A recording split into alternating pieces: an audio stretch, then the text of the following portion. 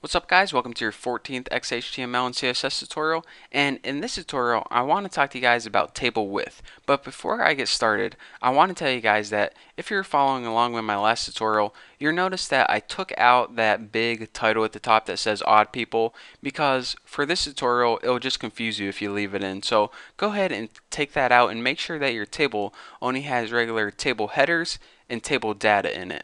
So once you have a basic table, you can continue. So what I want to talk to you guys about, like I said, is table width. Now by default, whenever you create a table, it's going to adjust the width automatically to however long the longest piece of data is. So this is the longest piece of data. So that is how long the column needs to be. And you see this column is shorter, so that's why this is that short. So it makes sense, right? But what if you say, alright, the table would look a lot better on my webpage if it was just a little bit wider. Well, actually, this is possible with XHTML, and it's really simple to do. You can adjust the width of your table in two ways. Aside from border, table has another attribute called, can you guess it? Width. There you go. 1 point for you. And you can adjust the width, like I said, in one of two ways. The first thing that you can do is just write a number. And whenever you write a number in there, it will adjust to that many pixels exactly. So let's go ahead and save this and refresh and check it out. It now adjusts to 500 pixels. So now your table is 500 pixels wide, regardless of how long the data is inside it. So that's pretty cool.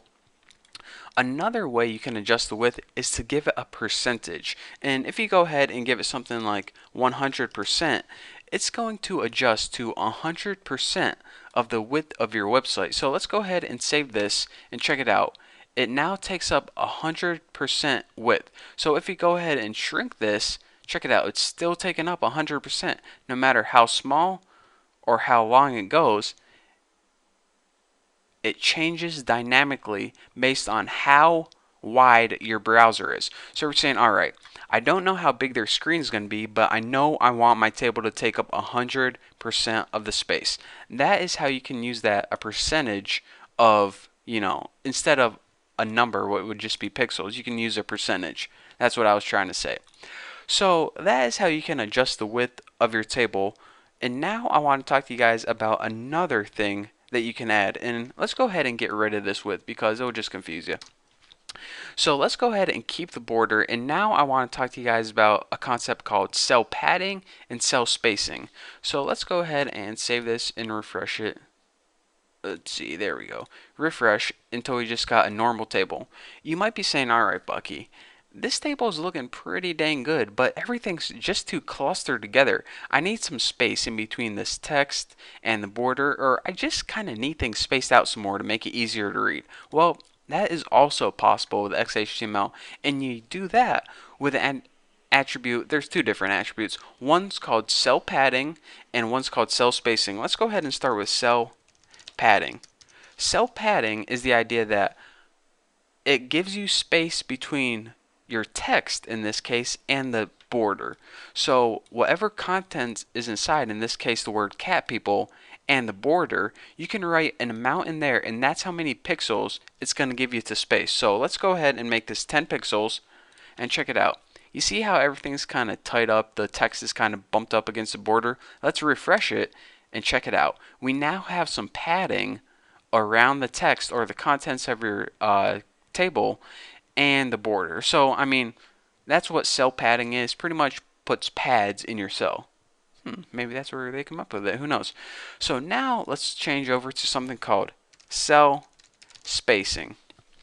Cell spacing? What? I was going to say spell chasing, I think.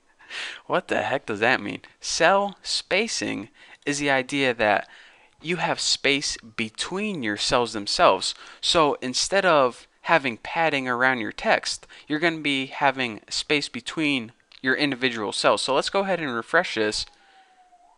You hear that siren? Let's see what's going on. Probably just a bank robbery or a homicide or something. No big deal. I'm just going to keep talking. So let's go ahead and refresh this.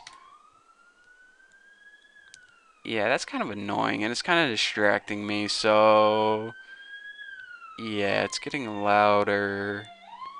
Oh my god, they're coming right here. Anyways, so now you can see that cell spacing is the space between the cells themselves. The text is still bumped up against the border, but the cells are separated from each other a little bit, kind of like giving yourself a thicker border.